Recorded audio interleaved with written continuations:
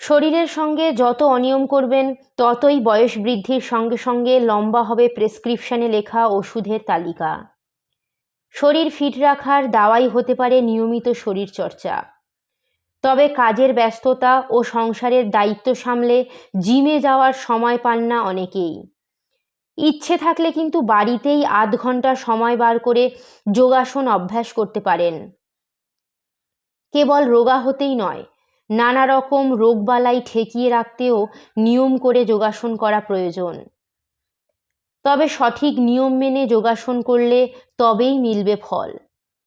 চলুন আজকে শিখে নেওয়া যাক মেরু বক্রাসন। এই আসনটি মূলত বসা অবস্থায় মেরুদণ্ডকে মৃদু মোচড় দেওয়ার আসন।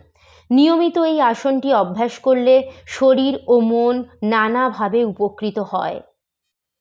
যাদের কোমর, পিঠ সহ মেরুদণ্ডের সমস্যা আছে তারা আসনটি করবেন না। এছাড়া হার্নিয়া সহ জটিল হজম সংক্রান্ত সমস্যায় যারা ভুগছেন তাদের আসনটি না করাই ভালো। মেরু বক্রাসন মেরুদণ্ড ভালো রাখার এক অত্যন্ত কার্যকরী আসন। এখন বেশিরভাগ সময়ে অফিসে দীর্ঘক্ষণ চেয়ারে বসে কাজ করতে হয়।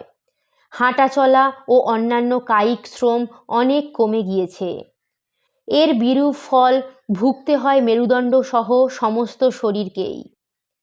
মেরু বক্রাসন অভ্যাস করলে শিরদাঁড়া টানটান হয়ে সংলগ্ন পেশি ও স্নায়ু উজ্জীবিত হয়।